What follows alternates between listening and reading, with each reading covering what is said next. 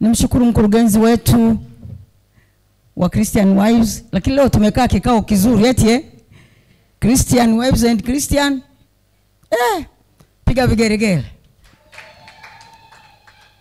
Niwashukuru kamati nzima na wahusika wote wana kikundi hawa, mimi nimejisikia kubarikiwa nao sana. Naamini hata mnavyoniona hivi wenze hapo watu wamechangia kuniongezea siku. Kwa sababu kwenye siku zangu inawezekana ningekuwa nimelala huko nyuma, lakini Mungu alijua kwamba siku ya leo nibidi nisimame. Kwa hiyo akaniweka hai. Jina la Bwana libarikiwe. Namshukuru Mungu kwa ajili yenu wote, lakini sana sana niombe hapo ulipo wewe nisaidie kumsalimia mwenzako, mwambie nakupenda. Msalimie mwenzako, mwambie nakupenda. Alafu mwambie wewe ni wa thamani. Mwangalie alafu msifie. Mwangalie alafu msifie, maana ndani ya mwanadamu Mungu ameweka sifa, si ndio tukisifiwa kuna vitu vizuri vinatokea. Nimshukuru Mungu kwa ajili ya walimu waliotangulia, na mimi nimepokea kitu. Naposimama mbele zenu usije ukaniogopa ukasema hapa naongea mama mkwe. Usije ukaniogopa ukasema hapa naongea mama. Mimi nataka unione kwamba anaongea bibi. Mimi naongea bibi. Alafu niwashukuru sana wanaume, kama uko karibu na mume wako, hebu nisaidie kumpa mkono. Mwambie wewe ni wa thamani sana. Hawa wanaume wa Kitanzania ambao wamekubali kuitikwa wito. Nimeona mara kwa mara tukialika habari za semina za ndoa, wababa wengi hawataki kuja kwa sababu wana mitazamo kwamba ndoa ni ya wanawake, wafundishwe wao. Na ni misingi ambayo tumeiweka kama Watanzania au wa Afrika. Ndio maana utachukua mtoto anaenda kuolewa tunamkalisha binti tu. Sasa mnayemkalisha akayafanyie wapi? Hapo ndio tunapokosea. Hata wa Pentecost tumeharibikiwa. Lakini nyinyi wa baba kweli Kiswahili cha kisasa mnasema big up. Mimi Mungu awabariki sana, ni bariki kamati hii kwa mambo mazuri. Tukiendelea hivi, unajua sisi tuniombalo mimi siku zote kwenye maisha yangu na umri wangu nilionao ni uhai kwa watoto wangu. Nione uhai wa jinsi hii. Watu wengi hawajafahamu ndoa ni nini. Hawajajua. Hawajajua ndoa ni nini. Wanafikiri ndoa ni mtu tu aishi na mke ili mradi. Hawajajua kwamba Mungu anasemaje kwa habari ya ndoa. Kwa hiyo Mungu awabariki sana. Si kama nilivyosema, unaweza kusema huyu atasemaje sasa, huko anasema na wanaume, mwalimu aliyetangulia namshukuru sana, na wote waliochangia Mungu washukuru, na mimi naongezea mle wala sina vya kuzidi. Mwanaume usije ukasema sasa hili Biblia linasimama, mimi mwanaume linanifundisha nini? Mimi najiamini, nasema hivi, ukiniona hivi nimembeba mzee wa siku nyingi yumo ndani mwangu, alafu mimi mume wangu hana wivu. Mimi mume wangu hana wivu, alafu nimembeba. Kwa hiyo ukasema mwanamke, na leo tulienda kwenye hiyo wanawake bwana wana mambo, lakini mimi ndani mwangu yupo mwanaume wa wanaume mwenye kuanzisha ndoa. Haleluya. Hilo ndio nalojiamini nalo. Lakini na mambo machache mimi ninayotaka kuyazungumza, tutakwenda haraka, ila ninachojua kwamba nazungumza na watakatifu wa Mungu. Unaweza ukawepo katikati yetu, labda mume wako hajaokoka. Ukasema mume wangu hajaokoka. Lakini kutookoka mume wako sio sababu. Sio sababu. Wewe unaweza ukamfanya akaokoka ukijua sira, ukijua nafasi yako. Lakini najua nazungumza na watu jeshi kubwa la viumbe vipya. Tuko kwenye maandamano na jioni ya leo ndio maana tuna karamu, ninasema mbingu zinajibu. Ukiona tumekaa hapa. Kwa sababu nini? Familia au ndoa ni serikali ya Mungu. Serikali ya Mungu. Ameiweka, jina lake litukuzwe, haki na imani virithiwe, vizazi vije vipite kwa utukufu wake. Na hapo kwenye serikali yake ndipo penye kilindo cha baraka za Mungu kwa wanadamu na dunia nzima, ni kuanzia hapo kwenye familia. Kwa hiyo ukiona tumekaa mkao wa mke na mume, alafu tumekaa mkao huu kutafuta maarifa zaidi juu ya tufanyeje kwenye serikali ya Mungu, huko mbingu zina jawabu. Mshangilie Bwana Yesu kwa makofi mengi. Mimi na mazungumzo, nina karatasi yangu nimeandika launch party. Tunaposema launch party kizungu, nitaka niende na vijana wangu. Maana kidogo wananitia joto kama Daudi. Daudi alivyozeeka ikabidi atiwe joto, na mimi natiwa joto na nyinyi. Sasa vijana wangu wananitia joto hao. Sasa nimesema launch party kwa nini? Ni mahali pa kujadili, kuzungumza, kudebate vitu, alafu tukala, tukashangilia, tukaondoka zetu. Ndio watu waweze kusema big party, kitchen party. Leo tuko kwenye launch party. Tunakaa na mtoko mzuri wa Malkia na mfalme wametoka out. Mimi somo langu litahusu nafasi na wajibu wa mume na mke katika maisha ya ndoa. Nimeweka maandiko kama Mkristo, nimeweka maandiko yangu kitabu cha Mwanzo sura ya 1 mstari wa 26 mpaka 31. Tunamwona Mungu anaumba mke na mume, aliwaweka, akafanya hivi, akawapa vitu, akafanyave na kile kitu kikaumbwa. Kuna ile Mwanzo sura ya 2 mstari wa 18 mpaka 26. Tunaona hapo nafasi ya mwanamke, tunaona nafasi ya mwanamume, halafu hapo katikati kuna takadhari kidogo. Halafu tunaona katika kitabu cha Waefeso sura ya 5 mstari wa 22 mpaka kuendelea, kuna vitu ambavyo Mungu ameiandalia ndoa ikae vizuri. Tunaona ujumbe kutoka kwa mtumishi wa Mungu Paulo kwa ajili ya kanisa la Efeso. Sitakwenda sana na maandiko, tukomboe muda. Najua wakati wa jioni tunaandaa, kesho ni ibada na wengine wameandaa vitu vingi, lakini madam umetoa moyo kwa Mungu wako, mimi nasema tufundishi ndoa leo. Maana akanambia na miaka 35. Jamani, mimi mume wangu amefariki, tuko na ndoa miaka 53. Tumekuwa na ndoa miaka 53, mume wangu amefariki, tukiwa na ndoa miaka 53, ameniacha na watoto 7 na wajukuu 19 na vitukuu 3. Kwa hiyo kama zile hatua hizo za hatua zote nimezipita mpaka niko kwenye ya mwisho. Kwa hiyo hizo hatua nazijua sana. Mpaka kwenye hizo hatua ya mwisho. Nataka kwa kwenye utangulizi wangu kuna vitu vichache ambavyo nataka tuvizungumzie. Ndoa nyingi hazina furaha, hasa na za Wakristo. Ni rahisi kusema Bwana Yesu asifiwe, tunakwenda mbinguni, ni watumishi wa Mungu wazuri tu, tunaweza. Lakini ndoa nyingi hazina furaha. Hazina furaha. Na kwa nini? Kutokana na wandoa wengi kutotambua wajibu na nafasi zao katika maisha ya ndoa. Tumekuwa na shida hii. Na hili tatizo ndio linasababisha hata tukose baraka za Mungu. Zinasababisha tuzae kizazi kiharibifu. Na huku tukiwa katika nafasi nzuri, ni kwenye nafasi ya viumbe vipya. Wao tu ambao tumeitwa, tumeteuliwa, ni wasafiri wa kwenda mbinguni, na tumaini letu hasa na nyakati tulizo nazo, mbingu zinaandaa unyakuo, tunataka tuondoke. Kwa hiyo ndoa nyingi ziko hapo. Na ndoa nyingi hazina furaha kwa sababu zina magomvi. Na magomvi mengine hayaonekani, yamo ndani kwa ndani.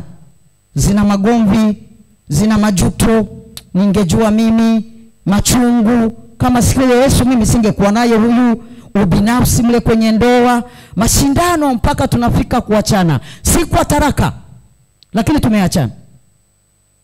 Tumeachana. Nitakueleza vitu ambavyo vinaweza vikaonekana tunaonekana mke na mume, lakini tumekwisha achana, hatuko wote mpaka kuachana. Lakini tujue kwamba msingi mzuri huku kwenye ndoa yenye furaha utokana na maisha ya wandoa mke na mume. Msingi mzuri wa familia, watoto tunaowalea, msingi mzuri unatokana na baba na mama, kama ulivyo wewe hapo na mume wako, kama alivyo mchungaji wangu na mama. Nimewaona leo, nina miaka mingi sijawaona. Nikasema, nyinyi watoto wetu mbona sasa mnaenda mnanizidi mimi mama yenu? Jamani, sije ukashangaa huyu ni kijana wangu hapo. Mimi naanza utumishi namuona huyu. Kijana kabisa, huyu tena ndio kabinti kajuzi. Najisikia vizuri ninapokaa na watoto wangu. Huyu nimekaa naye kakiwa binti akajaolewa, sasa nako kanajidai kako kwenye stage ya 3. Najisikia kumbariki Mungu kweli kweli, na naridhia kupendelewa, naridhia kuthaminiwa na kujaliwa. Hata kusimama mbele yenu ni zawadi ya tofauti sana. Ni kwamba nimependelewa. Sasa watu wa Mungu, hapo kwenye msingi mzuri wa maisha ya mke na mume mazuri, ndipo panapotoka ndoa nzuri. Hivi unavyotuona tunaharibikiwa hapa. Mchungaji kasema neno zuri, anasema kanda ile. Kwa nini? Utu wa mtu unajengwa na yale aliyolelewa, aliyokulia, aliyozoea na yale aliyojijengea. Ndio utu wa mtu. Kimwona anatoka kwa watu anabararuka, natukana watu anakuwa mkali, mkuki, ngumi. Aliyalelewa yale. Sasa je, sisi ambao ni wa Kristo, Christian wives na Christian men, na sisi tukubali hayo? Lazima tutengeneze kizazi ambacho wapokee yale waliolelewa na yale ambayo wamekulia, yanakuja waliozoea, wakija kwenye kujijengea huko. Mlee mtoto kwenye njia anayopaswa, hata isahau hata akiwa mzee. Hawezi kusahau. Kwa hiyo lazima hivi vitu tuvijue. Ndoa ni taasisi iliyoanzishwa na Mungu kwa kusudi maalum. Ndipo penye kilindo cha baraka za Mungu kwa wanadamu na dunia nzima. Ameiweka ndoa. Hajaweka tupigane, tugombane, tufanyeje. Hapana. Ameweka ndoa ili jina lake litukuzwe. Yaani tukiamka asubuhi, tukitembea, tukilala, jina la Bwana linatukuzwa. Ameweka ili haki na imani virithiwe. Ametoka kusema MC wetu kwamba sisi kama Wakristo tuwe na injili ya 5 tunatembea nayo. Injili ya maisha yetu. Watu wa nje, wanaume wa nje watamani. Simuishi kama yule mlokole yule, simuishi kama yule mchungaji na mke wake, simuishi kama wale. Hiyo ni injili ya 5. Hata kabla hujashika Biblia mkononi, yale maisha yako ya kutambulishe. Na hayo maisha yakikutambulisha, wengi watakusoma kama barua, na hapo ndio milango ya baraka itafunguliwa. Watu watakushangaa. Mchungaji kasema, anashangaa eti kusikia na yeye ana magari leo. Anashangaa. Lazima tujue. Kwa hiyo hivi vitu lazima tujue kwamba sisi kama watakatifu, mpango wa Mungu ni ndoa ijengwe kwenye upendo, sio sheria. Kwa sababu ni mahali penye suluhisho la upweke. Sasa ndoa nyingi tumezijenga kwenye mila na desturi zetu. Hatujazijenga kwenye msingi wa Biblia, msingi wa neno la Mungu. Mtumishi wa Mungu hapa akasema kumpenda Mungu. Hatujazijenga hapa. Tumebaki ni mtakatifu, kanisani mwimbaji mzuri, kanisani mhubiri mzuri, lakini ukiweka pazia kirudi huku kwenye familia ni wapagani. Alafu hapo tunataka twende tupige magoti tumwambie Mungu aseme mimi hapa. No, it can't be. Haiwezekani. Lazima kwenye serikali yake kutengenezwe. Na washukuru wanawake hawa wameliona hilo. Tanzania inaenda kubarikiwa. Mshangilie Bwana Yesu kwa makofi. Jamani, Tanzania inaanza kubarikiwa. Sisi ndio wa kuibariki. Tukikanyaga tu, anasema mahali popote tukikanyaga tumefanya nini? Tumepewa. Alafu sisi tulioitwa, tukiacha njia zote mbaya, tukanyenyekea, tukamtafuta, si atasikia? Si atashuka? Si ataiponya nchi? Kizazi chetu kitapona, si ndio? Na sisi tutaogelea kwenye baraka za Mungu wetu.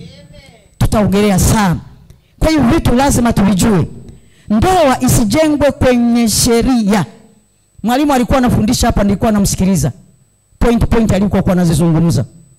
Ndoa isijengwe kwenye sheria. Lakini ndoa nyingi zimejengwa kana kwamba ziko kwenye sheria. Mimi nikilazimishwa nikutii, sitaweza, nitaiona sheria. Nikikulazimisha mwanaume unipende, lakini ni suluhisho. Sisi wote tulikuwa tunahitajiana. Binti alikuwa mpweke na baba alikuwa mpweke. Mungu akatafuta suluhisho la upweke, akawaunganisha, aianzishe serikali yake. Kwa hiyo akawaunganisha. Na bahati nzuri tukiwa Wakristo, watoto wangu wamezungumza vizuri. Huyu katoka Ufipani, huyu katoka Usukumani. Gurudumu linasukumwa. Tukiwa huko kwenye Ukristo hayasimami makabila. Mwambie tunayakataa kwa jina la Yesu. Tukiwa ni Wakristo, hatusemi makabila. Huyu Mkuria hapa anakuongetana hapa na potele ya kando huko kwa Wakuria wana mambo yao. Lakini kwa sababu wamemjua Mungu, hayataingia katikati yao. Wao watabaki ni mke Mkristo na mume Mkristo. Amen. Si kuna makabila. Kabila sio lako, si unajua ukioa kuna jina Wanyakyusa wanasema nani? Mjanga. Wachaga Chasaka. Wamasai Wamasai hakuna Masai hapa. Haya Wahaya. Hakuna hapa Mhaya. Hayupo. Haleluya. Kwa hiyo mtu ambaye si kabila lako, kuna jinsi anavyoitwa. Na wakati ule wamejenga hivyo, labda ukioa kwenu unalinda mila na taratibu za kwenu. Ndio maana hata ndoa za Wakristo, tumekuwa Wakristo alafu tukazibakiza tumezijenga kwenye mila za kwetu. Sisi Wakuria hatuendi hivyo. Sisi usiseme sisi Wanyakyusa, hapana. Wanyakyusa hatuendi hivyo, tukabaki na Wanyakyusa. Sisi leo tunainua bendera, sisi ni Wakristo. Shangilie Bwana Yesu kwa makofi. Tunatamkiana kwamba hapana, Mr. Somebody, hatuendi hivyo. Sisi ni Wakristo. Hatusemi sisi ni Wakuria. Sisi hapana. Sasa ikisema sisi bado tuko Misri. Bado tuko kwenye ule utu wa kale. Lakini semina kama hizi zilete ukombozi. Haleluya. Nimesema sifundishi ndoa, lakini nyumba inakuaga na nyufa. Sina nyufa jamani. Tunaangalia ufa, tunatengeneza mapema kabla haijaja ajali. Sio na leo tunatengeneza nyufa. Mwambie mwenzako tunatengeneza nyufa. Wewe uliyekuja na mvulana wako mwambie tunatengeneza nyufa.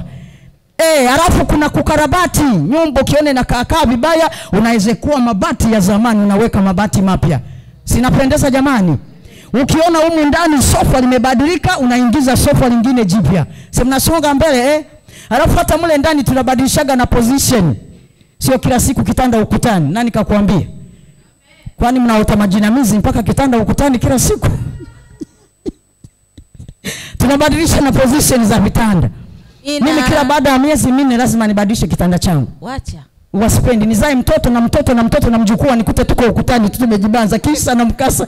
Hata kama kajumba kangu mama tupone. Hata kama kichumba changu ni kidogo, hata 6 kwa 6 ingii. Pale ka kitanda kangu kalipo, leo naenda magharibi, kesho na napata maono sehemu zote. Sehemu zote naona maono, sio maono kila siku kusini. Mwisho unaota bahari na majini.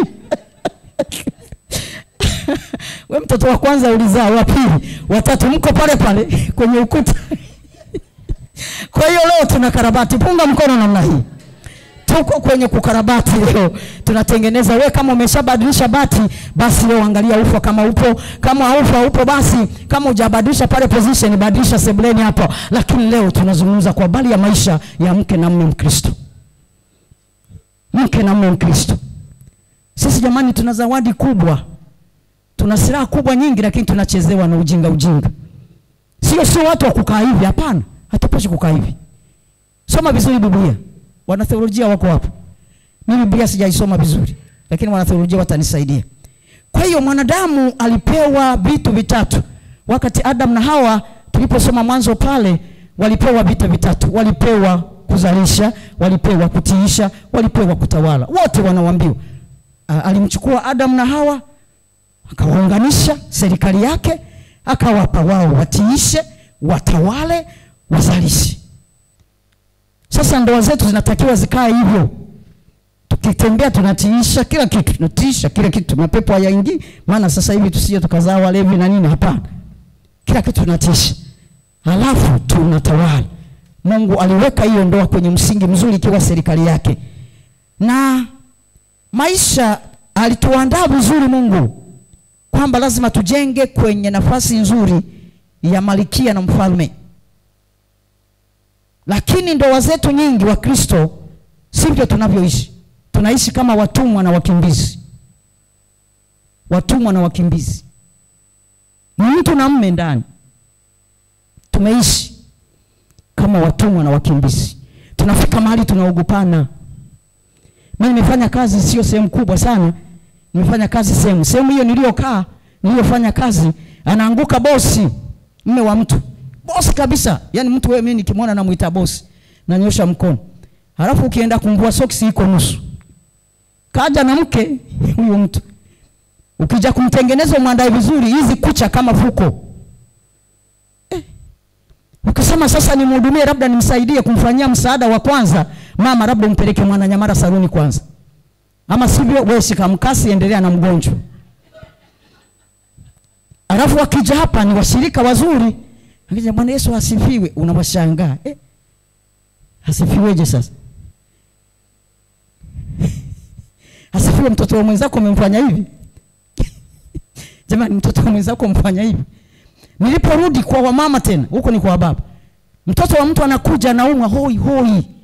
Ukisema mwanangu sasa hiki na hiki mbona kiko hivi? Mimi unajua hata huku sijifiki. Ujifiki huyu aliyekupa mimba alikuwa wapi? Kwa hiyo jamaa limempachika mimba, nenda beba wewe mwenyewe, zurura huko na mimba yako. Mama watu kimoja maswali mawili anasema sijifiki huku sijifiki sasa. Nini? Sio una mume nyumbani upo, ila mtumwa na mkimbizi. Tunataka tuondoke huko. Turudi kwenye mpango wa Mungu wakati anawaza kuianzisha ndoa. Tukikaa hapo tunaona mambo yatabadilika. Tutakuwa watawala juu ya nchi, watoto wetu watabarikiwa. Hapana, tuweze kukaa tu tunaomba Mungu wetu hajibu. Eti Mungu hajibu jamani? Watakatifu simpo. Najua kuna watumishi wa Mungu, viongozi wazuri mko hapa na wafahamu, wengine niliwaona na wengine nimekutana na nyinyi leo. Bwana tusaidie. Na usiku nilikuwa nimeziona picha nyingi nzuri tu za kupendeza. Kwa hiyo nambariki Mungu kuwepo mbele yenu. Kwa hiyo tunapozungumza habari za kutambua nafasi na wajibu, wachungaji wetu ili mliweke makini. Hizi nyakati tulizo nazo kama Timotheo wanavyosema, tahadharisha, nyakati za hatari.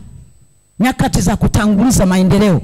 Maarifa yameongezeka, lakini tuangalie na maasi. Tutoke kwenye tulikotoka.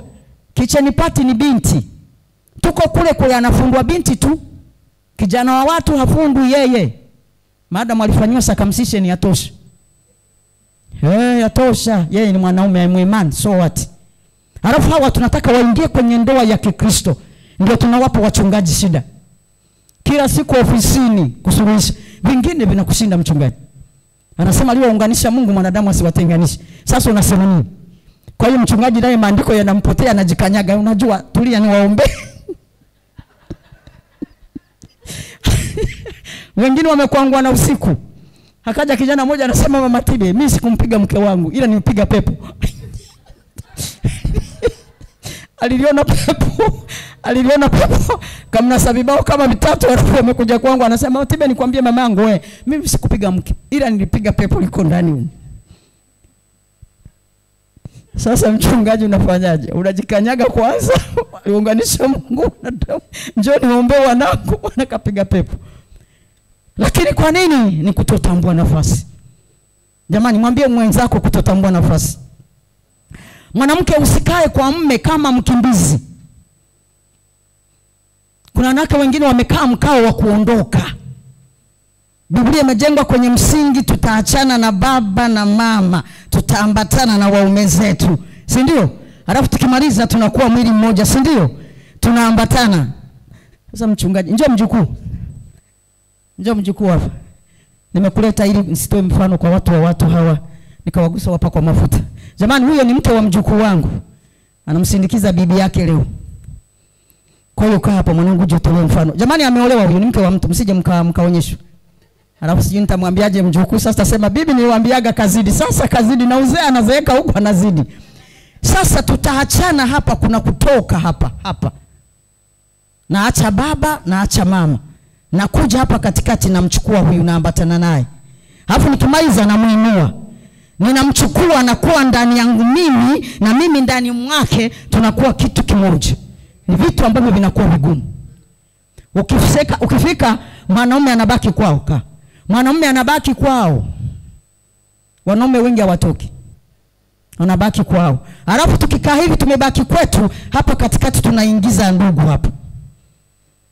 Ndugu wanaanza kuingia, mawifu wanaingia, mashemeji wanaingia. Jamani, mimi niliolewa na mume mzuri kuliko wanaume wote. Ambaye alizaliwa ni mtoto wa kwanza kati ya watoto 14. Alafu hapa mgongoni amefuatwa na wanawake 7.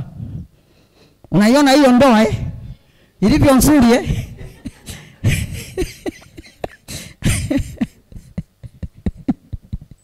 Kwa hiyo tunaingiza ndugu. Kwa hiyo ndugu, ule mkataba wa kutamka mimi Mungu nampokea huyu kuanzia leo awe mke wangu, huyu nampokea, unamwambia Mungu. Alafu kumaliza mnafunga funguo, mnarusha mbinguni, mnaanza maisha. Alafu sasa mnakuja kuingiza ndugu wako kwenye agano lenu. Na wanawake naye anaolewa anabakiza kwao. Usinibabaishe. Nibabaishe. Babangu nilimwacha. Ngoni kule mngoni nimeacha. Tena tulikuwa tuna mali kama nini? Nyinyi wasukumu nani wakulia mna nini? Tunasema tunaenda mbinguni. Ni sisi tunataka tuikabili madhabahu ya Mungu. Tumwambie Mungu shuka tokea. Itawezekana? Itawezekana? Jamani, si tutafanya usanii. Na wengine tunafunga, tuko kwenye kavu, na wengine mlimani tutapanda, lakini tunaonyeshwa maonyesho ya kuzimu. Tutaona maono ya kuzimu. Kwa hiyo hiki ni kitu ambacho lazima tujue. Hapa ambapo ni suluhisho la upweke. Mungu anawaweka watu wawili hawa ili jina lake litukuzwe hapa. Ili haki na imani virithiwe kwa watu wanaowaona, wanaowasikia, virithiwe. Alafu vizazi vyao hivi vije vipite kwa utukufu wa Mungu. Ndio maana Mungu anaiweka ndoa. Alafu hii ndio serikali yake. Ndiyo kilindo cha baraka za Mungu kwa ajili ya wanadamu na dunia nzima. Inaanzia hapo kwenye familia. Sasa nafasi, tatizo watoto wangu, wajukuu zangu, nafasi, kutoelewa nafasi limekuwa shida. Nafasi ya kukaa kama malkia na nafasi ya kukaa kama mfalme ukiwa na mke wako. Sasa unakuta mwingine ni mwanaume, ni simba dume limo ndani mle, mpaka mke anamuogopa, anatisha. Kwa sababu nini? Bado hajabadilika, bado hajageuka. Lakini Biblia inasema mtu akiwa ndani ya Kristo Yesu amekuwa kiumbe kipya, si ndio? Ya kale yamepita. Jamani, yamepita ya kale.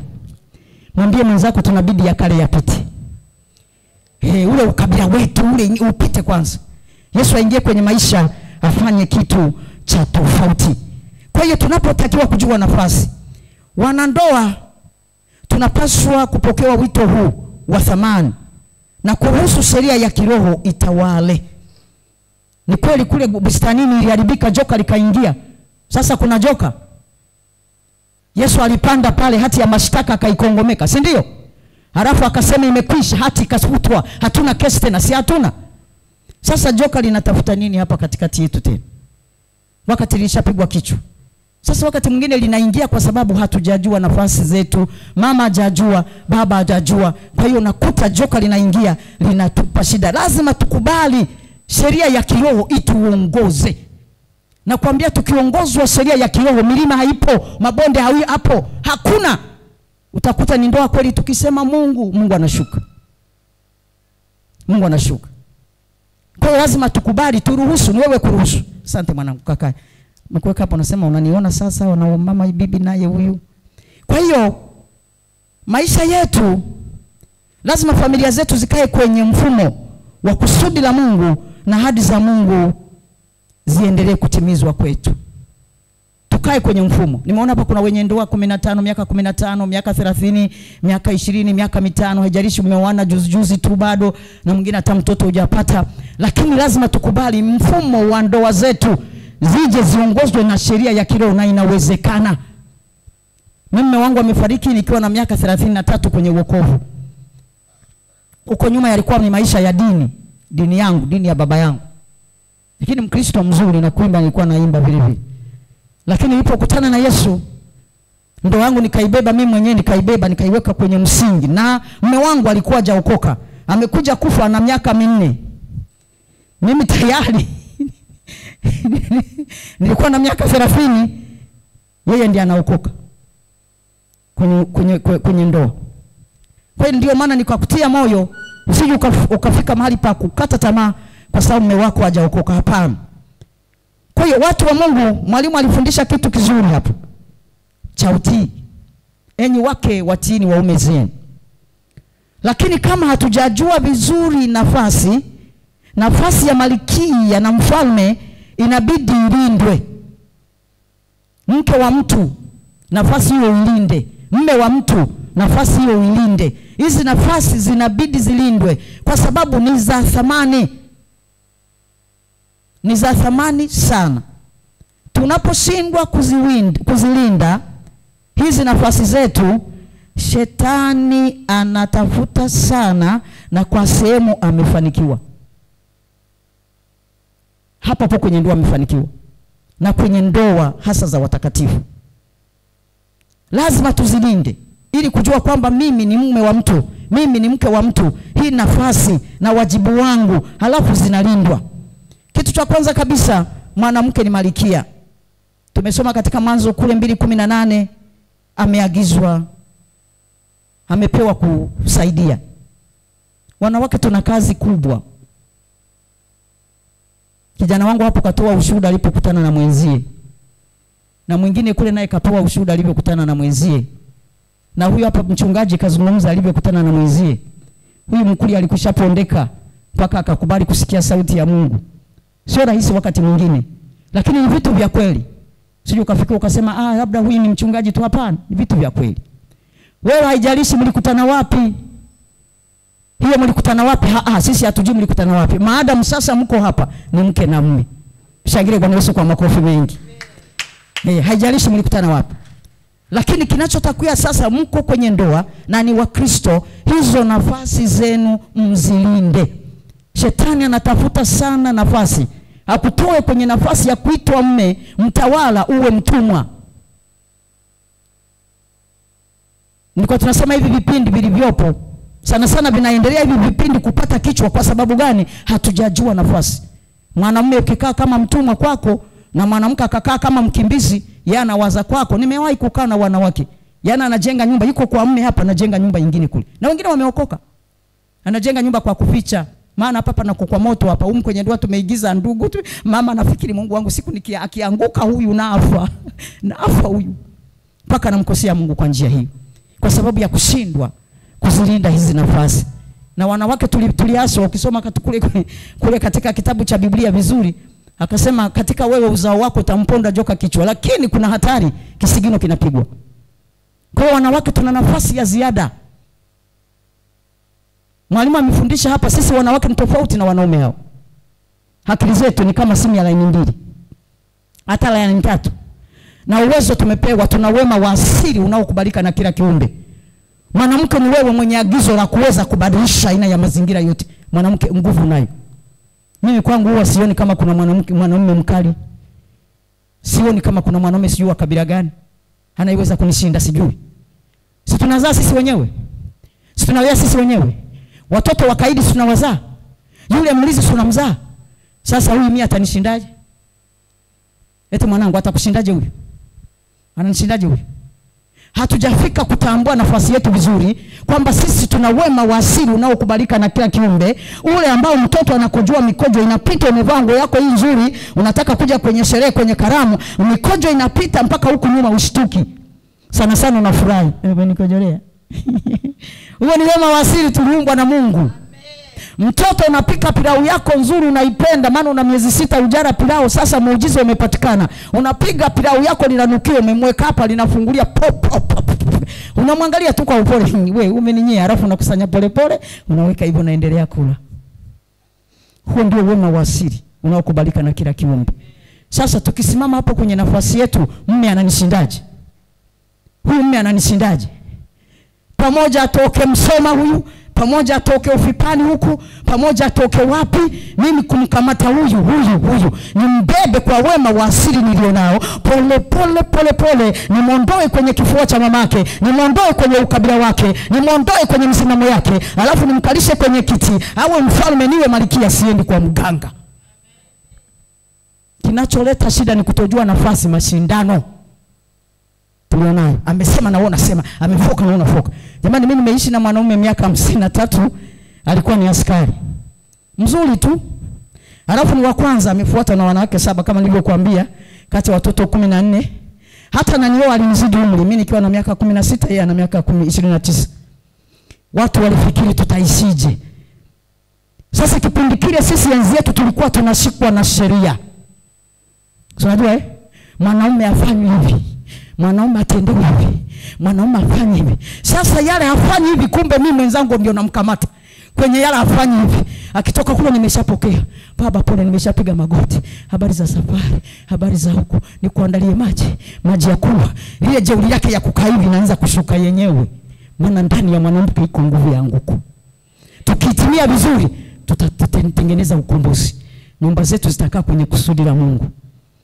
Sasa wewe akichelewa kurudi na vile vipindi vyako vya watoto unapamba moto. Wanaume hao siwaone hivi, huwa wanasohwati hao. Alafu wao wanadrezi kwenye kitu kimoja, akili zao zikisweti pale. Wewe kama unataka kuleta maendeleo nyumbani, usifikiri anaweza huyo. Anapata mshahara laki 4. Umwambie kesho tuna hela, anazihesabu wako kwa kiasi yenu, unamwambia nini? Hapana, hawezi kukuelewa. Lakini sisi wanawake unaweza ukaamka asubuhi hata senti 5 haipo, lakini mchana mnakula.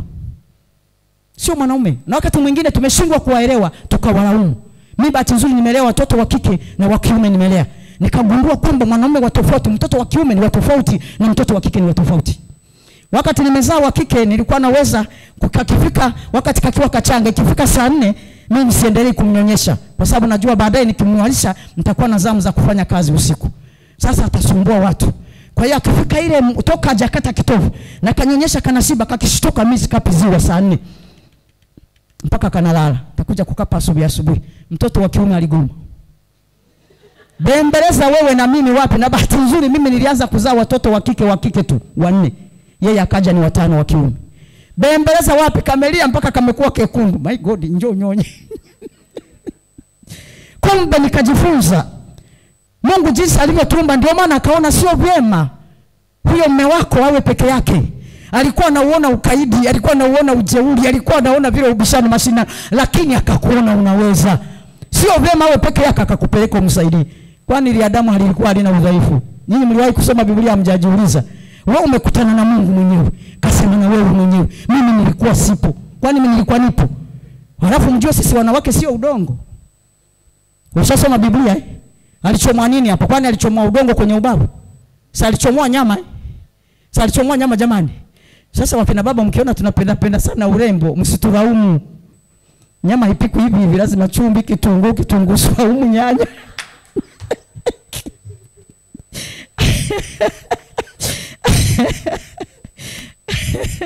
Msituraumu. Kwa hiyo watu wa Mungu lazima tufike mahali tuzijue nafasi zetu ili tuweze kupata ukombozi. Mwanamke wewe ni msaidizi wa mazingira. Ndio mwenye ufunguo wa mazingira.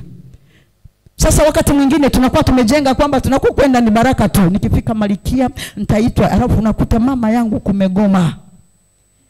Lakini ukijua naenda kusaidia. Mimi ni msaidizi. Unapoitwa msaidizi, unajua house girl ana kazi nyingi. Jamani, msaidizi mnajua ana kazi nyingi. Lakini bado tukapewa nafasi ya kutii. Mwanamume akapewa kutawala. Mungu kampa kutawala. Lakini wanawake, ili mwanamke akae vizuri kwenye nafasi yake ipasavyo, inabidi ajivike moyo wa rehema. Moyo wa rehema. Ukisoma Kolosai 3 mstari wa 12 mpaka ule wa mstari wa 23, kuna vitu anasema neno lazima liwepo. Lakini ikiwa mmekuwa wateule watakatifu, sio kwamba yani kwa sababu mimi nimemcha Mungu. Baba huyu ametoa ushuhuda, anasema walikuwa makwama na mama akabeba na mtoto. Huyu baba akashtuka. Unajua kilichomshtua nini? Kilichomshtua nini? Kwa sababu yeye ni mteule mtakatifu wa Mungu. Alishtuka kwa hilo. Lakini wengine amesema wanawake ni 7. Wacha liende kwa nyele weusi, kuna weupe hapa. Lakini neno la Kristo likae ndani mwenu. Tujivike moyo wa rehema. Upendo ndio msingi wa kila kitu. Ukibeba upendo lazima ukubali kuumia. Ndio maana nasema upendo uvumilia. Lazima ukubali kuumia. Na bahati nzuri Mungu alituandaa vizuri. Sisi wote ni wanandoa, tuna mahakama yetu. Na vifungu vya sheria viko kule. Kule sio profesa wala mkurugenzi wala rais. Tukishaingia kwenye chumba chetu kule ni vifungu vya sheria vinasomwa ipasavyo. Ila kule ile ofisi yetu ya sheria tumeshindwa kuitumia vizuri wakina mama. Hata wa baba pia. Huko ndio kwenye msuluhisho yetu. Sio mahali pa kupeleka dawati, maana sasa hivi tunapeleka dawati. Kuna kesi nyingi nilikuwa natembea. Nikaangalia kuna mafaili ya kijinga. Watu wanaachana huko, tena ndoa za madhabahuni. Wanaachana. Kwa hiyo mwanamke wewe jivike moyo wa rehema. Wewe moyo wenye huruma inayoambatana na kuguswa na mambo ya wengine. Huku maumivu yatakupa maumivu huyo. Wakizaliwa watoto nao watakupa maumivu. Tumezungumza kipindi cha watoto. Tusije tukajidanganya kwamba hiki kipindi cha 3 watoto wamezaliwa 3 kuna vitu vitabadilika. Wewe wanaingia wao. Mtoto mpumbavu mzigo wa mama. Linakuja na mimba, unamwambiaje? Lilikuwa form 4, lilikuwa form 3. Mnalipa alafu ni private school na mahera mnapeleka. Linarudi na mwenyewe unalichungura. My God, mtoto karudi na mimba. Unasema mwenyewe chumbani. Hicho kipindi utakikabili na raha. Unakabili na raha. Mnakwenda wanakuja kuoana. Bado tuna kazi ya kulea. Mimi na watoto wangu wote wako kwao. Wameshaoana. Siku moja wameniita, wamegombana huko, naenda kusuluhisha. Ile tumekaa sebleni. Mwanangu nimkuta kalala. Mwanangu nimekuja kuwasikiliza. Halafu ni watu wazuri wako kanisani halafu. Nini mnagombana sasa wanangu? Mwana akajisahau. Kasema mama nikwambie, huyu mwanao huyu unayemwona ni malaya mbwa. Mwanangu akukawia kainuka. Sema tena.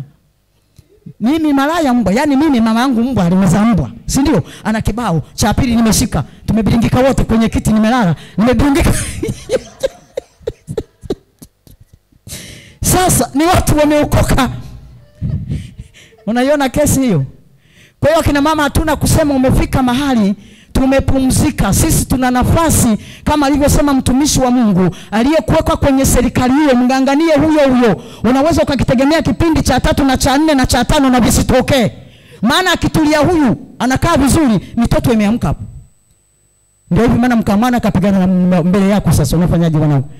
Nikaokoa nikamshika mwanangu, umeokoka mwanangu, njoo mwanangu, hapana tufanye hivyo, acha nimpige, acha. Hawezi kunisema niambia mbwa mbele yako.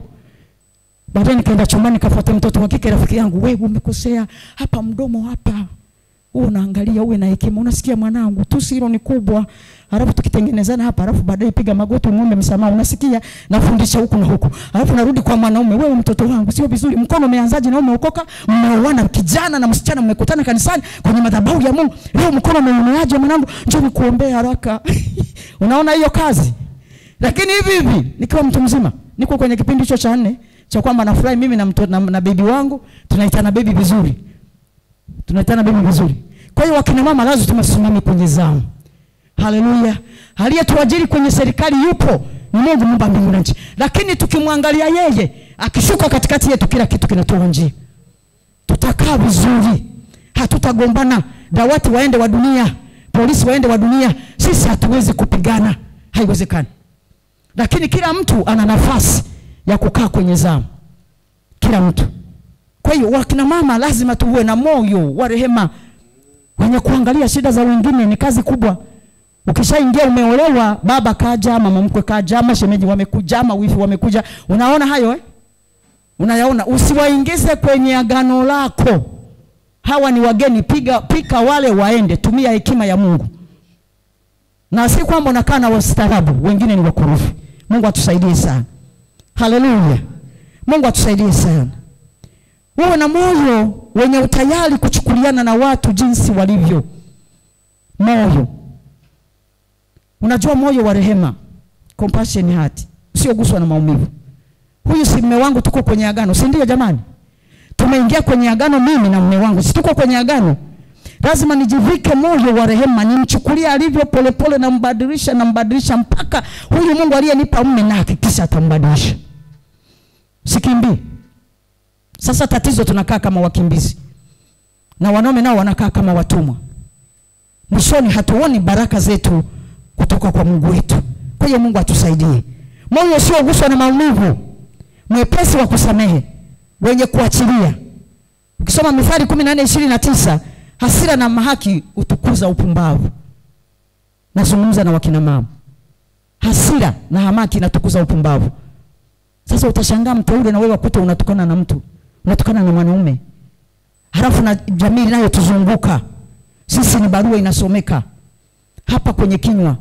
Lazima tunaye Roho Mtakatifu tumwambie awe mngojezi kwenye kinywa na kwenye fahamu zetu. Kunahitaji kukwepa hasira na hamaki. Vinatukuza upumbavu. Kwenye familia zetu lazima tuviangalie ili wakina mama tukae kwenye nafasi tuweze kuwatii waume zetu. Mwalimu amelifundisha hili, nimelipenda. Utii. Humtii kwa sababu. Na hata yeye angekuwa wewe umesoma mpaka una degree, yeye kaishi ya 7. Lakini Mungu kakupa huyo, si ndio?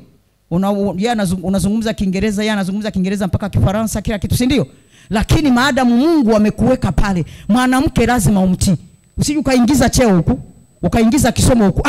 Hii ni serikali ya Mungu. Sasa wanawake tunataka tuingize hivyo vitu. Tunataka tuingize hivi vitu. Elimu haiendi huko. Kisomo kiingie huko. Hapana. Lazima hivi vitu usiviingize, lazima mtii mume wako. Sisi tuna wema wa asili unaokubalika na kila kiumbe. Mwanamke ndio mwenye ufunguo wa kila mazingira. Mwanamke, una ufunguo wa mazingira. Angalia mlivyofanya kitu kizuri. Jamani, jipigie makofi kwa niaba yangu. kitu kizuri. Mna ufunguo wa kila mazingira, hiki kinaenda. Mimi nimepigiwa simu na mtu tofauti, nikashangaa. Hapo sio Mtanzania. Akaniambia, Mama Tibe, nimeona taarifa kwenye Instagram, unatakiwa kwenda kwenye huduma. Wakati huyu hajaniambia hata tarehe. Sasa mimi Instagram sivijui ni vitu gani, nikashangaa. Imeenda mpaka Uganda, hiki kitu kimeenda mpaka Uganda. Kwa sababu nini? Kiko kwa mwanamke mwenye ufunguo wa kila mazingira. Wanawake jipongeze wenyewe. Kwa hiyo lazima tuwe na ile hali ya kutosamehe, ya kusamehe na kuachilia. Mwanamke umezawadiwa wema wa asili kama nilivyosema. Wewe ni chanzo cha uhai. Mwanzo sura 3 mstari wa 20. Akasema wewe Eva, wewe ni chanzo cha uhai. Kila unapokanyaga tawanya uhai. Na bahati nzuri sisi tuna uhai katika Kristo. Sisi ni wa thamani, tambua hiyo nafasi. Tusione kwamba ni wakukandamizwa tu, sisi ni wanyonge wanawake. Hapana, hatuko hivyo. Katika upole wetu na unyenyekevu wetu na utii wetu ndipo tunapoteka na kutawala. Hapo. Tunapoteka tunakutawala. Kwa unaweza ukakuta vitu vingi vikienda vizuri tukikaa na sheria ya kiroho ikatuongoza. Mungu ameweka nguvu kubwa ndani ya mwanaume na kumpa zawadi ya utawala. Wakina mama wewe ambaye una mume hapo amepewa zawadi ya kukutawala. Lakini sasa na wanaume na sisi kwa sababu ni Wakristo lazima tuwe na utawala uliojengwa kwenye upendo. Sio wenye sheria. Mimi na mume wangu tumeona kipindi hicho ni cha sheria, ni kweli. Lakini mume wangu mimi alikuwa ni mtu ambaye amepita sehemu nyingi, ameshajua sisi wanawake tukoje. Anatembea huko anarudi usiku labda saa 7, saa 8. Haji kugonga hodi mlangoni.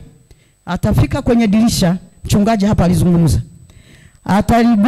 Mimi hapa nasema sifungui leo,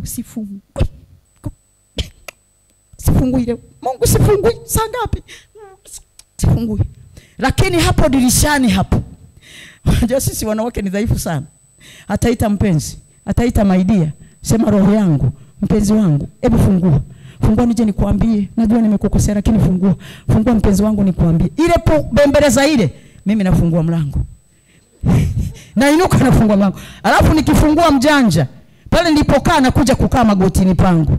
Mke wangu nimekukosea, saa hizi sio za mke kurudi, mume kurudi. Lakini sasa hebu kwanza shika hapa. Hivi ujue hapa na andazi mkononi au kisambusa kanunua mapema au vinyama alivyokula vya kule kirabuni kaniwekea. Shika hapa kwanza mume wangu. Mke wangu, hapo mimi nimekasirika.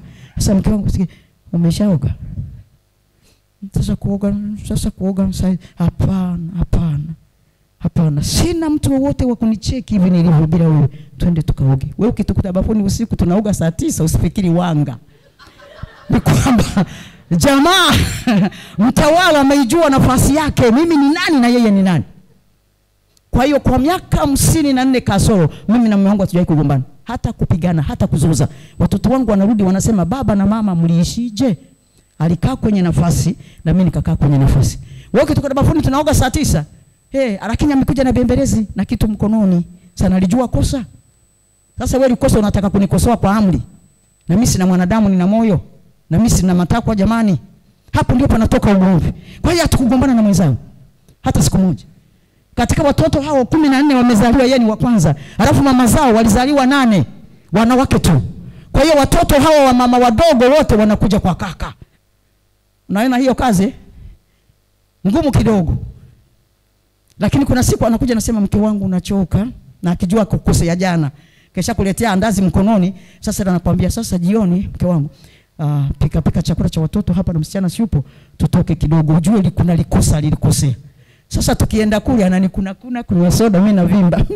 Ukikuta tunarudi hao watu vipi? Lakini alifunika, alijua zamu yake. Mpaka miaka 54 kasoro miezi 6 hatukupigana wala kuzoza. Na si kwamba hana makosa, ana makosa mengi. Zamu, kujua zamu. Mke unaoa si mtumwa. Ni suluhisho la upweke wako. Ni suluhisho la upweke wako, sio mtumwa. Na mwanamke si mkimbizi. Mimi nimekuja moja kwa moja na nikara kiapo, ndoa ikafungwa mpaka kitenganishe kifo, funguo nimemtupia Mungu. Sasa wakina mama wengine tunaondoka ndani vitu vidogo, wengine waume zetu hawajaokoka hapo. Mmeshajenga eti unafunga mizigo na kwenda wapi? Kama huyu alikuwa anabeba mtoto anakuja kwenye mizigo, wewe unaniletea wapi mtoto? Ulienda peke yako na kuja na mtoto. Mimi sina share ya mjukuu wakati babake yupo. Akikasirika huyu najua akikasirika na kwepa kovu lake, mtazunguka. Kuku ni wa kwangu, sitafuti mshari.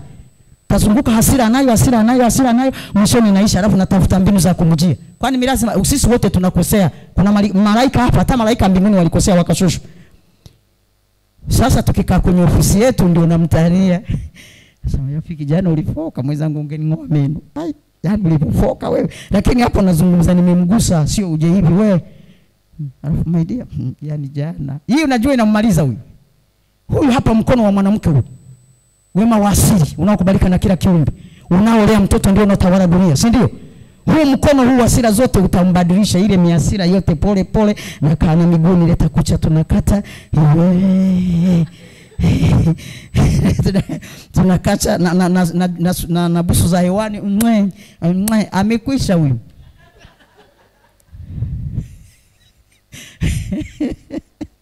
Sasa kitendi kinachotupa shida, mnashindana. Amekosa na wewe umekosa, basi unawabeba. Mimi alikuwa akikosa na mwendea yeye, kafanya kosa lakini na mwendea yeye. Taratibu ili nimtoe kwenye kosa hili alilolikosa. Taratibu naanzia miguu, niete miguu nikukate. Tunakuta tunazungumza, nasema alafu mume wangu unajua ninavyokupenda sana, ila juzi ulinikosea. Kuna hiki. Nikosea kweli. Haya. Wengine hapa tuna mwiko wa kuoga na wake zetu na waume zetu. Ni mama mko huyu unamuogopa au ni mama yako mzazi? Yaani suluhisho la upeke wako. Mimi mpaka mume wangu anakufa tulikuwa tumetoka kuoga. Asubuhi saa 10 nilikuwa naondoka niende kanisani kwenye maombi. Sasa akaamka ndio Yesu zote tangu amenioa mpaka anakuwa mzee aogi maji ya kawaida. Unasema mfumo dume? Eti ni mfumo mdue. Lakini jiko ananunua, si ndio? Kuchemsha maji ni kazi. Kuchemsha maji ni kazi. Kwani simtendea anachokitaka yeye? Kwani simtendee? Mpaka maji ya mezani ya mkono mimi mume wangu anachemshiwa. Usiulize kwa nini. Na mimi kwenye udhaifu wake niliyakamata hayo nikayatendea kazi. Kwa hiyo bafuni tuenda kuoga, kaenda kuoga, tumaliza kuoga, tumekaa hapa tunaongea, nikasema sasa kanisani siendi. Naona kazi saa imeisha sasa hivi 12 kasoro, sasa nitaendaje? Basi tuombee hapa. Ndio anavuta kiti anaigama hapa, tunaomba, tunaendelea kuomba, naona mtu kapiga kelele, Mungu msaidie mke wangu. Amekwisha. Siku ambayo muijui. Ninawatahadharisha vipindi. Usije ukasema tuko kwenye kipindi hiki kesho tunabadilika. Yesu akija aliangalie neno. Linaagizaje juu aliyekukosea? Linaagizaje aliyekuumiza? Linaagizaje litendee kazi haraka ili utengeneze unyoshe njia. Yesu akirudi heri mtu mwaminifu amekuta ukifanya uondoke. Ndio maana ya kuwa Mkristo lazima tuwe kama Kristo. Amen. Vipindi hivi vipo. Tumezungumza kipindi. Mamangu amesema kipindi cha 4 nacho ni kigumu. Kuna menopause period. Unaijua? Halafu sasa tuwafundishi na watoto wetu waijue. Menopause period za mwanamke kukoma siku. Anakuwa na hasira za hapa na hapa. Anasahau wewe akaweka hapa, usishangae anasema umemwibia. Kumbe siko kwenye sindiria. Jioni akivua, kumbe zilikuwepo hapa Mungu wangu. Menopause hasira ambayo hakuwa nayo. Kwa sababu kuna flash fulani kinapita. Na sasa hivi watoto wetu wanarani menopause period katika early age. Sisi tulikuwa tunaenda mpaka 50 na sasa hivi 45 wameshafunga siku. So naona kwamba ndoa ziko kwenye shida. Lazima tuwafundishe na wababa wajue kwamba mke wangu ana kipindi, ndio kipindi cha kumtoa outing. Hata hamna hela nyingi, chukua kitanda basi cha 500 pale kwenye Justice pale, chukua twende tukaombe kule mke wangu. Sisi twende mlimani, si ndio jamani? Tunaenda mlimani, hatuna hela, tunaenda zile Justice za shilingi 500. Twende mlimani, twende na chai yetu kwenye chupa, tunaenda mlimani mke wangu. Ili muangalie mtibutibu. Hii menopause period sio yeye, ni mwili, kuna vitu vinakufa ndani. Amesema mama hapa, amezungumza kwamba ile chemichemi inapotoka, ovulation sako ikitake place kweli mwanamke anawaza mambo ya mengine, lakini ikikome imegota, inahitaji hapo bembelezi kidogo. Sasa ile menopause period usipoijua ndio unakuta ndoa za watakatifu wachungaji wana kesi nyingi. Kumbe ni vitu vingine viko katika mfumo wa Mungu. Tusaidiane ili tukae vizuri. Sasa wakati mwingine ni elimu inatakiwa, hasa kwa wachungaji wetu. Wajue menopause period ni kipindi kigumu. Mchungaji amezungumza hapa. Hitaji kubwa la wanaume ni huko kwenye serikali yetu. Si mnajua wakiona wanasimka, wakisikia wanasimka, wakiguswa wanasimka, si unajua lakini sio sisi wanawake. Sisi wanawake mpaka tupigiwe madogoli. Sasa nao wengine hawajui kupiga madogoli, wanatubaka. Mungu atusaidie sana. Mwanaume mpe nafasi ya mke akusaidie. mpe nafasi ya kusaidia. Wewe ni mtawala. Na wewe mwanamke mpe nafasi mume ya kutawala. Akiweka sheria zake. Mimi naweza kaweka sheria nikazipindua. Unajua nilipolewa na mume wangu hataki nguo za kuvuka hapa. Ananiwekea sheria, alafu sitaki usuke nywele. Alishaona wanaosuka nywele wanasema umbea, si ndio? Ndivyo tulivyo kwenye masaruni, tunazungumza habari za mabwana na watu wanasikia. Yale tuliokulia, tuliozoea, tuliojijengea ndio utu wetu. Kwa hiyo akanikataza. Na mimi nikakubali. Wiki ya kwanza, ya pili, miezi miwili, mitatu, minne, nikaingia ofisini, wenzangu wanasuka. Na mimi siwezi kusema nimekatazwa. Sasa nafanyaje? Basi namlia timing hapa nakuja kubembeleza. Tunatembea wote. Anamuona mama nani nywele zake nzuri. Kasuka hivi koje? Tunaenda. Tukiona tunaona wapili. Tukifika nyumbani nakaa chini. Leo mume wangu nimetembea na wewe. Leo nilipata traffic nakwambia wewe. Wewe. Namkamata. Alafu napiga magoti chini. Zile nywele umeziona mimi nimesuka hivi? Nimeona. Zingine alikuwa amesuka nzuri, anaitikia nzuri. Mimi hapo chini. Basi na mimi mpenzi eti nikasuke. Eti mbona kesho mwenyewe kanipeleka saluni? Sheria kaivunja mwenyewe, kaitunga na kaivunja mwenyewe. Kwani hao wana nguvu hao?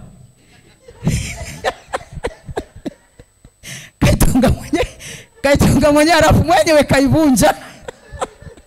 Sasa nataka yeye analinda katiba, ni mtawala. Alafu wewe ni kitu cha thamani. Katika vitu vyote tulivyo navyo, mke mume ni vitu vya thamani. Gari utanipa, si ndio? Uweze kunipa nikaendesha. Uweze kunikopa milioni. Utanikopa mume wako. Utalizeza mume wangu. Si cha thamani hicho. Sasa mbona unaenda socks hujampa vae vizuri, chupi yake hujaangalia? Mbona ustaarabu wake hujaangalia? Akivua chupi imesimama kama mwanamgambo, alafu msema cha thamani. Kwa hiyo nafasi na wajibu. Mimi sasa hivi watoto walipoondoka nikabaki na yeye. Ndio nikagundua kwamba wakina mama tukikaa tunawapa priority watoto. Hatujui kwamba ni wageni. Tunamlelea Mungu kizazi kizuri kije kipite kwa utukufu wake. Lakini sisi tutabaki wawili siku moja. Kwa hiyo akipiga mtoto kibao unakuja juu. Mimi mwanangu namuumiza, wewe unajua leba wewe. Hataondoka siku moja. Mwingine namtetea mtoto, ataondoka siku moja, nabaki peke yako. Ndio kipindi hicho cha namuitana baby, kama mkuitana baby mizima unaitana baby sasa. Bwana tusaidie sana. Kwa hiyo wateule watakatifu tuangalie nafasi. Tuangalie nafasi zetu. Upendo ndio kifungu cha ukamilifu wa yote yanayohitajika kwenye mahusiano yetu. Wote tuna udhaifu, lakini ndoa inahitaji mawasiliano. Ndoa inahitaji kutumikiana, kufundishana, kutunzana, kila mmoja na mwenzake.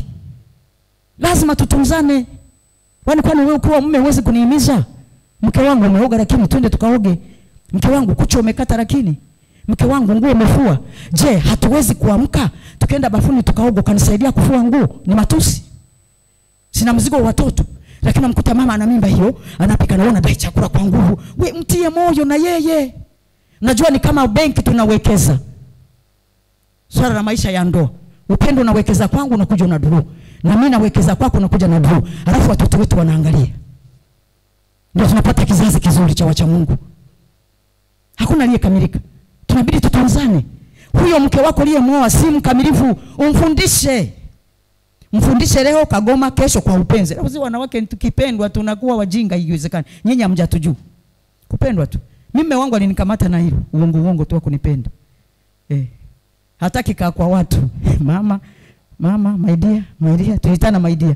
Unajua na wakati mwingine mpeane na kajina kazuri. Yaani akiita kule mume wangu najua hii ni sauti ya mume wangu. Huyu my dear, mpaka watoto wakawa wanatuita my dear. Mama my dear kaja. Tunatunzana. Japokuwa mwanamke una nafasi kubwa ya kumtunza mwenzako. Kwa sababu sisi tumeumbiwa hayo. Umwekee mavazi yanayotaka kutoka nayo. Lakini hata siku za ibada baba katangulia, mama kabaki nyuma na watoto. Alafu ni Wakristo, si ndio? Tunaenda kwa nani yule? Mtakatifu. Sasa tumekuja mama kabaki nyuma na watoto. Baba huyo na Biblia yake. Alafu tunataka kwenye madhabahu, haleluya, haleluya. Utukufu wa Mungu hauwezi kushuka namna hiyo. Tunatoka nyumbani ni watakatifu. Tunakwenda madhabahuni kukutana na aliye mtakatifu. Ataachilia vipawa na karama. Tukikanyaga tumetawala. Tukiongea tunatisha. Mchawi hawezi kutusogelea, majini hawezi kutusogelea. Hapana. Mimi Mungu wangu naye mtamka ni halisi na nimemwona kwenye maisha yangu. Lakini lazima kuna sheria. Ukisoma vizuri Biblia kuna sheria, anasema nitaweka roho ndani, nitaondoa moyo wa jiwe, nitaweka moyo wa nyama, nitawapa roho wangu waendeshe kwenye sheria na taratibu zangu. Si ndio jamani? Alafu mtakuwa kwangu watoto na mimi baba yenu. Kwa hiyo unatembea kama mtoto wa Mungu kitamka zile zenyewe zinakuja, sio mpaka wakutamkie baraka za hewani wewe. Haleluya. Lakini lazima tukae, tutunzane, tujue hapa tunatunzana siku zote, si wakamilifu. Kijana wangu amezungumza vizuri, anasema ameoa mwanajeshi. Halafu ni vizuri tukisomana eti si vizuri kumsoma mume wako hataki hili, si ndio? Tuna hisia zilizo tofauti, si ndio? Mume wangu anapenda hiki, mume wangu anavutia na hiki. Kila anachokipenda nitakichochea. Kila asichotaka nitataka nikimoe taratibu, si ndio? Sasa kuna mwingine anautani sio mzuri. Mume wangu kwa sababu ya kufuatwa na wanawake wengi, kila mwanamke alikuwa anakumbatia tu. Wow. Sasa mimi ananiumiza.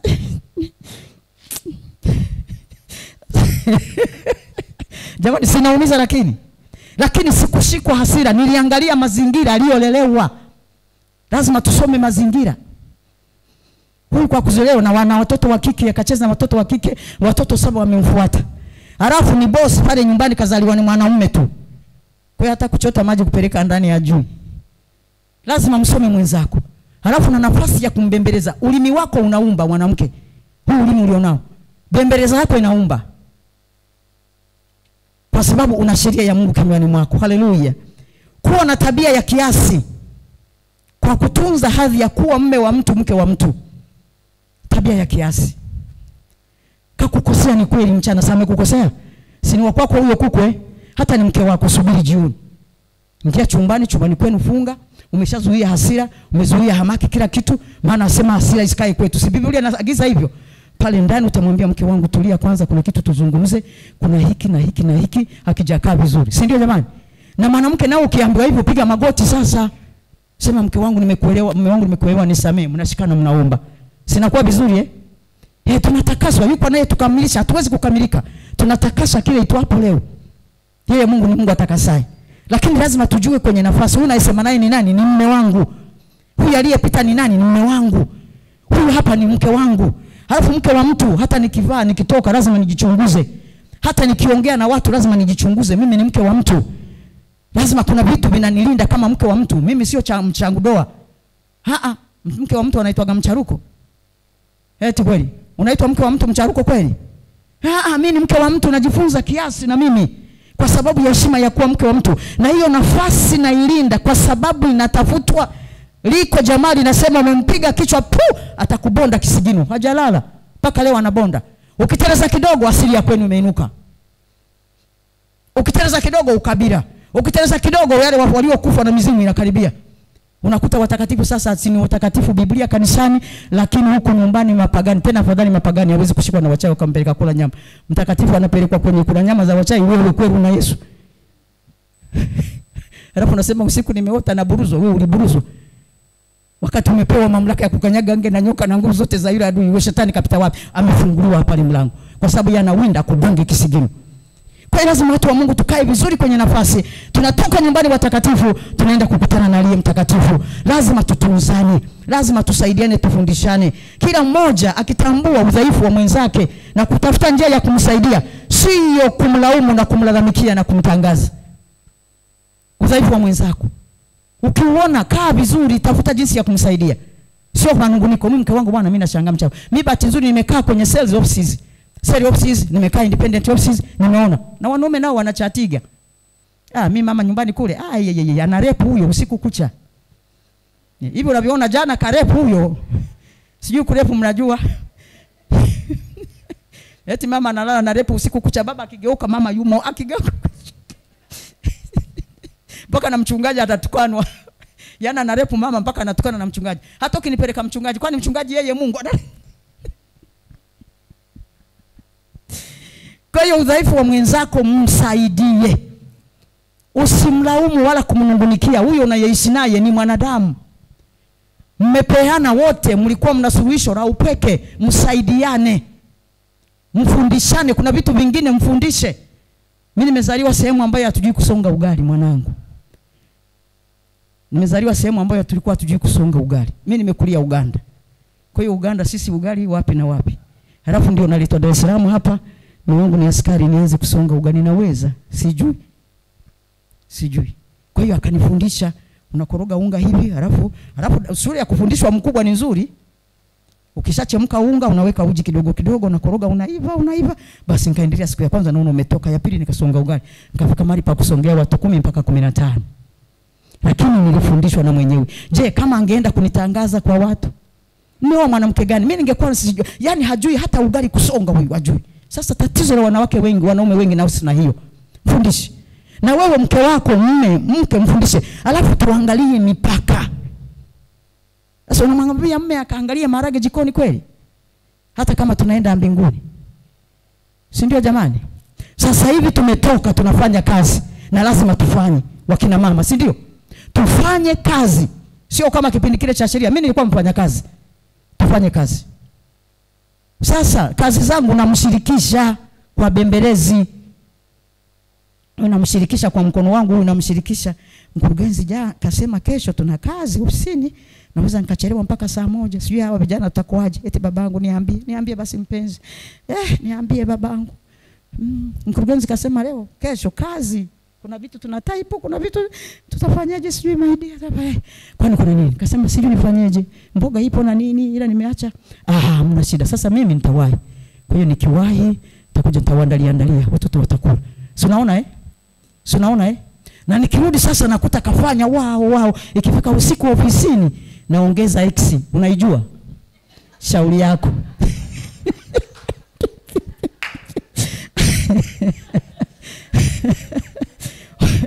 Kwa sababu hawa samani mwanangu nikonyeshe kidoro sinichikasiriki. Hawa ni original hawa. Ni viumbe wa kwanza kupokea pumzi ya Mungu wakiwa ni wa kwanza. Ukitaka kumkamata ni sifa tu. Wewe ukitaka kumkamata sifa tu. Sasa maidi, yani leo sijui nikufanyeje mwenzio. Halafu watoto wamekula, umepakulia, umeogesha. Jamani. Yani mimi kama kupata mume wewe ni mume kweli yani. Hapa kesho mwenye atawahi. Utamkuta. Sasa inachotupa shida, tunataka tusimame kwenye sheria au taratibu. Hasa ninachowaona watoto wetu kuendana na magharibi. Nyinyi ambao ni vijana, achana na magharibi, sisi ni Wakristo. Biblia inasema tuwatii nani? Mume wetu ni mtawala, si ndio? Acheni magharibi, eti ni zamu yake ya kupika. Nimeshapata kesi nyingi hizo, nasuluhisha ndoa. Kesi ya baba naye ana zamu ya kupika, atapika kwa upendo. Mimi mume wangu alikuwa anaenda sokoni. Huyu mtoto ameolewa amemkuta. Anamjua. Mzee wangu si mzee mimi. Halafu huko nataka kuja kwenye kozi huko na kutembea. My dear mgongo huo yani mpenzi wangu. Sasa na mimi nitakuchosha lakini tuna Yesu. Eti baba my dear, kesho unataka kula nini kesho? Sasa unataka kumtuma sokoni hata hujamuuliza anakula nini? Umemuuliza asubuhi mfalme anataka kula nini? Atakachotamka baba anataka kula ndio atakachopika hata kama yuko mama yake. Hata kama yuko babake. Ili nakwepa nini? Lawama na mashtaka kwa mama. Mke wako katumaliza na maharage. Atakuja kuniuliza wakati kasema yeye.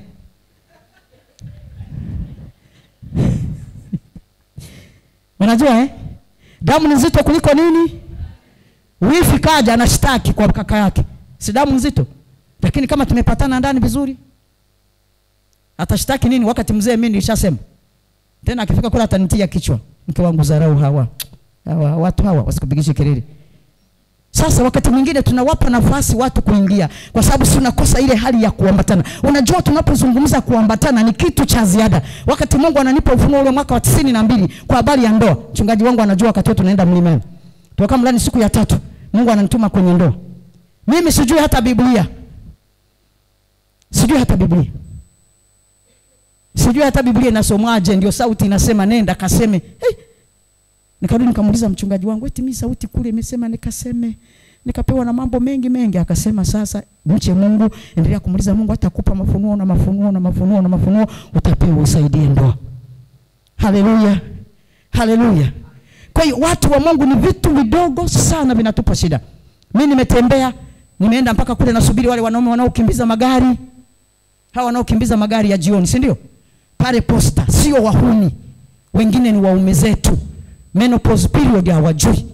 Paya akikugusa kiwiko, wiko, uzuri mingi. Afanyeje? Yeye kaona na simu kasikia ukimgusa kafa. Na siku hizi watu wanatembea uchi. Na ni mnyama mzuri katikati ya msitu, anatafuta na wawindaji wengi. Si wazuri hawa katikati ya msitu. Kuna mishare sasa hivi. Kuna mikuki, wewe tembea jioni utaiona. Mpaka matako tunaongeza. Tumetia fora mpaka maziwa. Hiyo yote ni mishare inaelekea kwa mwanaume. Si unaona Lakini wote katika pasenti kubwa niliongea nao ni sisi wakina mama kule chumbani. Na lao ni kosa lao. Sisi tumeokoka. Kwa nini usimuulize? Kwa nini usitumie bembelezi kama nilivyosema mke wangu tutoke out? Na mimi nasikiaga wanaokwenda out ni mawaziri, kumbe na mimi kumbe tunaenda pale kwenye chumba cha Elftani. Tunaenda kufanyiana tiba. Haleluya. Ananitibu kisaikolojia huku natibika, na mimi nikitoka pale nimelala kwenye just naamka mpaka saa 5 na mimi natoka na kikoba changu, tumetoka out na mzee. Lakini sinabariki jamani. Ni kama kasindano ananichoma kama menopause period ilikuwa inakausha huku, sasa chemichemi zitafunguka. Halafu jioni namhudumia vizuri. Tunatoka kwenye kulaumiwana na na vinaisha. Na wakati mwingine tunasema kazi, wakina mama tunachoka. Kuna watu wengine wanafanya kazi mahali pa kuchoka. Uweze kushinda na mtandao, bonyeza inuka hivi jioni mtu akakugusa unatamani umumalize. Huyu ajui nini? Lakini ukienda kwenye kazi uwekeze akiba kwamba nina zawadi ya mtu. Ni watoto wangu mnasikia? Ukifanya kazi, unafanya kazi hapa kwenye moyo, kwenye chemi hapa, unawekeza jioni na zawadi ya mtu. Piga mtandao jioni na zawadi ya mtu. Ufanya hivi maana akili ikipokea, mwili unakubali. Haleluya. Haleluya. Kwa hiyo vitu tuwe makini, tutafika mahali ndoa zetu zitakaa vizuri, tutaomba maombi yenye majibu, tutaomba kila kitu, tutajibiwa. Kila mmoja lazima akubali udhaifu wa mwenzie. Kwepa maneno makali. Haya maneno makali yanafanya wanawake wengi kukosa uhuru kwa waume zao. Wakina baba, punguza ukali. Nyinyi mnatisha. Nyinyi ni udongo, sisi ni nyama. Nyama ukiweka siku moja ikifika jioni imenuka. Kwa hiyo punguza maneno. Maneno makali yanaumiza. Wanaume wengi, wanawake wengi wamekosa uhuru. Na maneno makali yanaumiza moyo kwa wanaume wengi. Wamepoteza hamu ya kuwa karibu na wake zao. Wewe huna neno la bembeleza hata siku moja. Huna kauli nzuri hata siku moja. Hata angenikosea wifi yangu, mimi kesi peleki kwa mume wangu, ni wajibu wangu, nimepewa kulea. Ile familia mimi nalea. Siwezi wifi kanikosea naenda kwa mume kusema, hapana, mimi na jukumu langu, ni jukumu langu. Maneno makali, wanaume wa nje ambao wako tofauti na sisi na wengine walio na sisi, ndio sana sana atabeba kibiblia anaenda kushuhudia nyumba kwa nyumba. Anakula nyumba za watu, anaitwa mdusaji. Ni mlokole kabisa. Nini? Maneno makali nyumbani yanamtimua. Anashindwa kuwa karibu na wewe. Hawezi kukushirikisha kitu chochote. Hawezi kukuambia kitu chochote. Na sisi tunakwenda mbinguni. Mwenye ndoa mwenyewe, mwenye serikali yake aliyotuweka duniani tuikae tu vizuri, leo akirudi fumbua amefika, unafanyaje? Maneno makali. Ukishika hasira izuie. Jioni mko mahakamani, mkaa vizuri na mwenzako, shikana mkono, mkiomba, mkimaliza ombeana. Kwani mpaka twende mpaka mchungaji aweke mkono? Si tunaombeana sisi? Tukimaliza tunasameheana, si ndio? Hapa tumempa Mungu nafasi. Na yale alikuwa amepanda adui yataondoka yenyewe. Ndoa yetu itaendelea kusimama, alafu watoto wataendelea kuona kitu kizuri. Haleluya. Watoto wajifunze kwenu. Baba unampokeaje akitoka kazini? Ni mfalme. Unampokeaje akitoka kazini? Sasa tuna simu hizi mwanangu, hizi simu hazikusaidii kufanya mapokezi kwa mmeo hata kama uko kazini. Si uko kazini? Hello my dear, uko wapi? Umeshaondoka? Unaelekea wow. Sasa nisikiza sasa nifanyeje maskini? Atakupokea nani? Atakupeleka nani? Basi hisi kwamba nakupokea eti hisi kwamba nakupokea ufike salama baba. Halafu jana nilipokea juice yako pale kwenye friji. Yaani itengeneza jana. Eti haya basi bye. Simeshampokea. Kwa hiyo kumkuta anakunywa supu, anakunywa ile juice, si wanapendaga kutawala. Basi tumkuta yuko za. Lakini nini? Umepanda kitu. Wewe ndio mwenye jukumu la kumpokea pale nyumbani. Sasa amezungumza mfano wa house girl. Mimi nimekaa na mtu ambaye nyumba ilibomolewa na house girl. Kwa kosa dogo tu, namalizia tu niache muda. Wewe alikunywa, ni watu wenye hela. Alikunywa maziwa ya mgando akaacha glasi dining pale kwenye meza. Akaenda kazini na mama kaenda kazini. Alipoenda akarudi saa 10. Glasi iko pale pale. Mama naye kaja saa 11. Hakuiona glasi, kaingia ndani kaoga na moto. Kamuita mke wangu, hivi Girasi kama ningekuja na wageni toka asubuhi kwa hapa. Sasa si Usigiri, akaniambia usiniambie habari za Usigiri mimi. Wewe ndio mko unapaswa kuangalia usafi wa umu. Mama kakasirika, kaweka kiplifti. Jamaa kalala nalo. Kuamka asubuhi kakiita kisichana, kwa nini jana? Kakapiga magoti mpaka chini. Baba, mimi jana mtoto alikuwa analia alafu tulikuwa tunachanja kuku. Sikuja huku ndani kabisa, nisamee. Roho ikamvamia yule baba. Kaanza kumpenda yule Usigiri. Akasema huyu ndiye anayepaswa kuwa mke wangu. Mimi napata ushuhuda, ndio huyu baba ameokoka akiwa na mke wa pili. Ndiye akawa anaeleza ushuhuda jinsi alivyomchukua huyu mama. Akasema nimeishi naye. Nikaanza mimi kumpenda. Mtoto ananiheshimu kama baba, lakini mimi nampenda hivyo heshima zake. Naenda kazi namwambia niletee soda. Na mtuma koka analeta koka kweli. Namwambia sija kutuma soda, nimekutuma Fanta. Kanaenda kanaomba msamaha, baba nimesikia labda vibaya. Kanaenda kanaleta. Roho inasema hapa ndio huyu anafaa kuwa mke huyu. Kwa hiyo akamchunguza mpaka mwisho akanunua na zawadi akamletea. Kile kibinti kikaenda chumbani kikapiga magoti anakichungulia. Kinashukuru. Anasema toka nanunua nguo hata nguo ya Rakina. Mke wangu hawezi kushukuru. Lakini angalia mtoto wa watu anashukuru wakiwa kwenye dini zao kule. Mpaka mwisho akaona atampadaji. Akamwambia mke wake tumsafirishe nyumbani. Kidogo aenda akasalimia wazazi. Sasa hivi mwaka wa pili hajaenda. Yule mama akasema mpeleke. Walipofika Iringa mjini, akakadanganya akaambia kwamba kule magari hayaendi vijijini. Akaenda akanunua waini. Akakapa kakanywa, hakajawahi kunywa pombe, katoto kwa watu. Mle mwenye jesti akakabaka. Kukakabaka akakuta katoto kwa watu kabinti, akakamatwa tena na roho nyingine. Kampeleka mpaka kijijini na kila kitu kampa. Kufika kijijini kule, nakupa ushuhuda uone jinsi shetani anavyofanya kazi. Kufika kijijini kule amekaacha kule. Kamekaa kama miezi miwili amemfuata. Ameenda kumfuata mke wake. Mke wangu ngoja nimfuate mtoto. Alikuwa anatusaidia hapa sasa hayupo. Mke wake nenda. Wewe huwezi kwenda mwenyewe. Huyo naye msindika na mke si mwanaume huyo. Anaongozana na kia Usigiri tu. Wewe humo tunaona rizika. Ufai. Hata askari jamii anakuzidi. Wakati tumepewa jukumu la kulinda, si tunawalinda hawa. Haleluya. Akakaleta kufika mjini wakalala. Kamleta msichana anafanya kazi, mtoto wa kike ana mimba miezi 5, akakimbia kwenye park guide akamwekea karatasi ya kumwambia toka tukutane, mimi sijaona siku. Mama kaiona. Baada atulie apeleleze vizuri, kapiga ngumi. Kakipiga kitoto cha kike. Kitoto cha kike hospitali. Tufika hospitali kampigia mimi mtoto huyo nimemwona anakupa barua. Hivi nimempiga tuko hospitali saa hizi. Huyo mjinga huyo. Mwacha hapo hospitali. Akwambie kumbe kile karatasi kishasoma. Cha nina mimba miezi 5. Mwacha hapo, ondoka mke wangu. Mwanamke kaondoka. Baba karudi nyuma kamtoa hospitali. Kenda kampangishia chumba na hela ipo. You know, money speaks. If you have money you are somebody. You have no money you are nothing. Ndio maana tunatafuta hela na hata hapa tumekaa ni hela. Shangilie Bwana Yesu kwa makofi sana. Kwa hiyo mambo yakaanzia hapo. Baba huyu analala hapa, anamwambia mke wake alikuwa ni bosi kidogo. Mimi kesho nina kazi ofisini nitaondoka saa 10. Kumbe Mungu anaenda kule.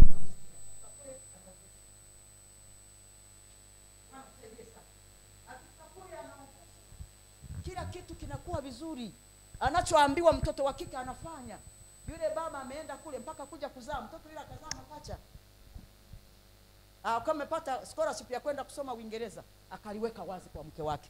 Mke wangu mimi nimempa msichana mimba sasa hivi na hivi, watoto sasa hivi wana mwaka na nusu, nataka kwenda kusoma. Wewe umwambie naye usiniletee hapa. Mtoto wa kiume kawabeba watoto mpaka kwa mama yake mzazi na huyo msichana. Mtoto wa watu, mtoto wa kike kabaki kule. Kabaki kule kwa wazazi. Ile hela anayotumiwa, anayetumia ile dola kutoka nje, anajenga kule Iringa. Anajenga, anatengeneza pale kwa wakwe, wamekaa na watoto wake wanakuwa. Baba yule kamaliza karudi. Sasa lakini moyoni mwake nikifika yule msichana namwachia, nitampeleka ualimu asome, nibaki na watoto wangu sasa hivi wana miaka 5, alafu niendelee na ndoa. Anafika mke wake hajawahi kukanyaga kwao. Unaona kina mama tunapokosea? Mwenzako kenda nje. Wewe ndio una jukumu la kulea familia. Hapa kenda nje miaka 3 kwao hujakanyaga. Na kaacha kule kimada. Yule baba anasema alipofika, siku alipofika wameongea, wamaliza kuongea, Mzazi wake anamwambia, sasa mwanangu utalala kwako, kwani mimi nina nyumba? Mwanangu akukwambia mke, twende ukaone mama wawili. Yule baba anasema, nilipofika kuiangalia nyumba nikasema, liwalo na liwe, na muoa mke wa pili. Lakini eti chanzo girasi. Mnaweza kuliona kosa, alikosa nini huyu mama? Kauli. Si ndio? Alikosa kauli ya kupiga magoti, baba samahani, mimi najua na mimi sikuangalia, basi mume wangu. Si ndio? Yeye kaongeza kitu juu ya kitu. Kitu kimemzalia kitu, shetani huwa siku zote anafanya hayo mambo. Mungu atusaidie sana. Nataka nitoe ushuhuda huo kwa kauli. Kushika nafasi yako kama mke, uko chini ya utawala. Kwepa kelele zinawakimbiza wanaume. Uwe watu wa kushauriana, kuelekezana na kutiana moyo. Wanaume wanafanya vitu kwa siri na wanawake wanafanya vitu kwa siri.